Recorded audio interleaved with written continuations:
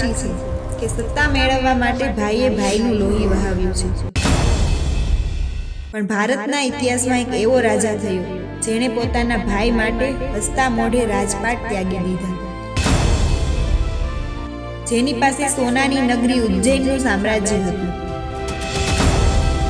જેના રૂપની ચર્ચા દેશ વિદેશમાં હતી અને જેની રાણી પિંગળા જેવી સુંદર સ્ત્રી હતી. એવા રાજા ભરથરીએ અચાનક હાથમાં ખપ્પર કેમ ઉઠાવી લીધી?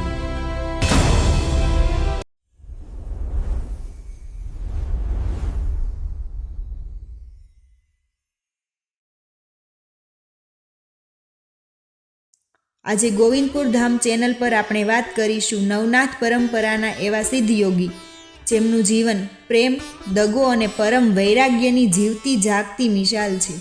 અને હા, વિડીયોના અંતે આપણે એ જાણીશું કે રાજા ભરથરી આજે પણ ગિરનારમાં કયા સ્વરૂપે ભટકે છે, તો અંત સુધી બન્યા રહેજો. વાત એમ છે કે રાજા ભરથરી પોતાની રાણી પિંગળાને હદ બહાર પ્રેમ કરતા હતા. પિંગળાના મોહમાં રાજા અંધ હતા. એક દિવસ એક તપસ્વી બ્રાહ્મણે રાજાને એક અમર ફળ આપ્યું. રાજાને વિચાર આવ્યો કે હું અમર થઈને શું કરીશ? જો મારી પિંગળા અમર થશે તો મારું જીવન ધન્ય થઈ જશે. રાજાએ એ ફળ પિંગળાને આપ્યું, પણ રાણી પિંગળાનું મન તો નગરના અશ્વપાળ ઉપર હતું.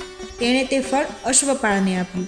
અશ્વપાળ વળી એક ગણિકાને પ્રેમ કરતો હતો, એટલે ફળ ત્યાં પહોંચ્યું. પણ તે ગણિકાને વિચાર આવ્યો કે મારું જીવન તો નર્ક સમાન છે. જો આપણા પુણ્યશાળી રાજા અમર રહેશે તો પ્રજા સુખી થશે. જ્યારે એ ફળ ફરી પાછું ભરથરીના હાથમાં આવ્યું ત્યારે રાજાનો આત્મા કકળી ઉઠ્યો. તેમને સમજાયું કે જેને હું પ્રેમ કરું છું એ કોઈ બીજાની છે અને એ ત્રીજું કોઈ વળી ચોથાનું છે. સંસારનું આ ચક્ર જોઈને રાજાનું મન ઉતરી ગયું. મિત્રો, આ વાત તો સૌ જાણે છે, પણ હવે જે વાત છે એ બહુ ઓછા લોકો જાણે છે. જ્યારે રાજા ભરથરી રાજપાટ છોડીને ગુરુ જાલંધરનાથના શરણે ગયા ત્યારે ગુરુએ તેમની આકરી કસોટી કરી.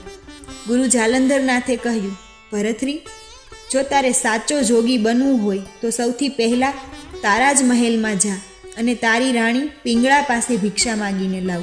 પણ યાદ રાખજે, ભિક્ષા માગતી વખતે રાણીને પત્ની નહીં પણ માતા કહીને સંબોધન કરવું પડશે.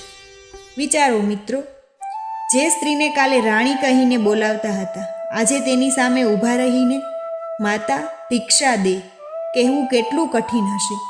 ભરથરી ઉજ્જૈનના રસ્તાઓ પર નીકળ્યા. જે પ્રજા કાલે સલામી ભરતી હતી, આજે એ જ રાજાને ફાટેલા વસ્ત્રોમાં જોઈને રડી પડી. જ્યારે ભરથરી મહેલના દ્વારે જઈને બોલ્યા, અલખ માઈ ભિક્ષા દે, ત્યારે રાણી પિંગળા દોડતી બહાર આવી. રાણીએ કહ્યું, સ્વામી, આ શું વેશ લીધો છે?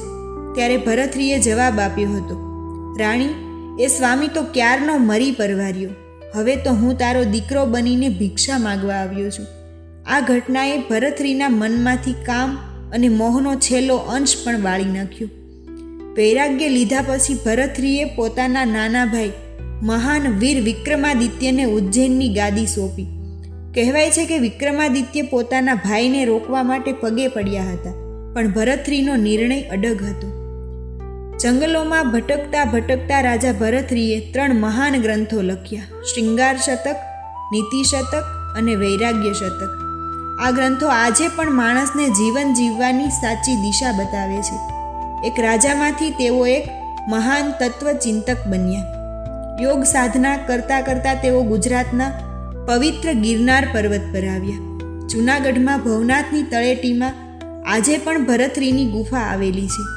નાથ સંપ્રદાયની માન્યતા છે કે રાજા ભરથરી ચિરંજીવી છે, તે આજે પણ જીવિત છે. એવી લોકવાયકા છે કે આજે પણ મોડી રાત્રે ગિરનારના જંગલોમાં કોઈ સાચું ભાવિક ભજન ગાય તો ભરથરી મહારાજ અદૃશ્ય રૂપે ત્યાં હાજરી આપે છે. તેમનું જીવન આપણને શીખવે છે કે સુખ ભોગવવામાં નહીં પણ ત્યાગમાં છે. તો મિત્રો, આ હતી ગાથા મહાન યોગી ભરથરીનાથની. આવતા એપિસોડમાં આપણે વાત કરીશું નવનાથના એવા સિદ્ધની જેમના કાન હાથી જેવા હતા અને જેમને ગજકર્ણ પણ કહેવાય છે, એટલે કે કાનિફનાથ. જો તમને આ વિડીયો ગમ્યો હોય તો કોમેન્ટમાં જય ગિરનારી લખવાનું ભૂલતા નહીં. અને ચેનલને સબસ્ક્રાઈબ કરો. મળીએ આવતા વિડીયોમાં. અલખ નિરંજન.